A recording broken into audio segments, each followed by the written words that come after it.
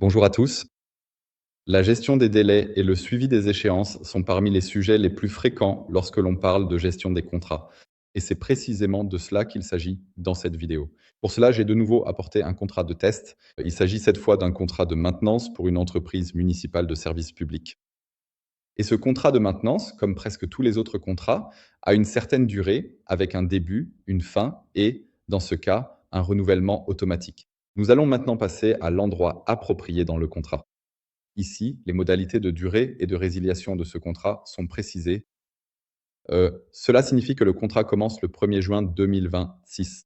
Une durée minimale de 36 mois, soit 3 ans, est fermement convenue et cela signifie jusqu'au 31 mai 2029 inclus. Le contrat sera automatiquement prolongé de 24 mois supplémentaires, à moins qu'il ne soit résilié de manière proactive.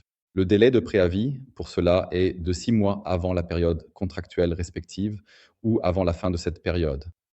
Donc, c'est assez standard. Que se passe-t-il maintenant? Donc, bien sûr, nous extrayons cette information de manière automatisée, mais si je clique ici en haut dans la barre latérale sur tâches, je trouve maintenant cette tâche qui s'appelle, je peux aussi l'ouvrir, vérifier la prolongation automatique, contrat de maintenance. Le statut est ouvert. Le contrat concerné est lié. Dans cet exemple, il s'agit d'une date dynamique. Que signifie dynamique? La date n'est pas une date fixe, mais elle est liée à la date de fin du contrat que nous avons analysée, et précisément 6 mois avant celle-ci. Pourquoi 6 mois? En raison du préavis de résiliation de 6 mois.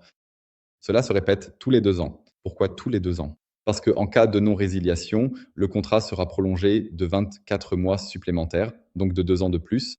Oui, et le premier appel à ce sujet aura lieu 4 semaines avant la dernière date possible de résiliation, afin que j'ai encore assez de temps. Et cela se produira ensuite automatiquement tous les 2 ans, tant que nous sommes satisfaits du contrat et que tout continue comme prévu. Dans ce cas, il est également possible que je puisse définir une ou plusieurs personnes responsables pour cette tâche. Dans cet exemple, c'est Julia qui s'en occupe chez nous. Je pourrais aussi ajouter Jacqueline.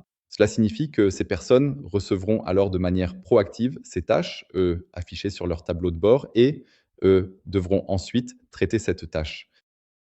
Ainsi, nous nous assurons qu'aucune échéance ne soit, oubliée ou perdue et que l'on sache toujours de quoi il faut s'occuper ensuite. Voilà, je peux maintenant enregistrer cela. Voilà. Alors, où est-ce que je trouve ces informations à la fin de la journée? Ou plutôt, comment est-ce que je reçois ces rappels? Donc, si je retourne sur le tableau de bord, c'est ici l'un des éléments les plus, visibles du tableau de bord. Cela signifie que je vois ici directement, de façon chronologique, de quel contrat je dois m'occuper en priorité.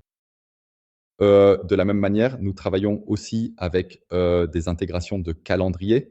Nous avons également dans Contracto une vue calendrier qui est d'ailleurs très appréciée. Là, je peux toujours voir, au niveau du mois, de la semaine ou du jour, quelles échéances ou quelles tâches, sont à venir pour quel, contrat. Les échéances, notamment les délais de résiliation, sont d'ailleurs un exemple classique, mais ce n'est pas limité à cela. Il peut aussi s'agir, par exemple, d'échéances de conformité, ou de tâches de reporting, ou encore de la date à laquelle une échelle de loyer doit être ajustée ou quand un prix doit être modifié. Donc dans ce sens, c'est, flexible, mais le cas d'utilisation le plus fréquent reste en fait la prolongation typique de la durée ou le délai de résiliation. Exactement. Et justement, en plus de la vue ici du calendrier, nous intégrons bien sûr aussi, par exemple, Outlook ou Google Agenda, de sorte que j'ai également toutes mes informations là-bas. Je peux alors cliquer directement sur le rappel correspondant et me retrouver directement dans le contrat concerné. Merci beaucoup, à la prochaine fois.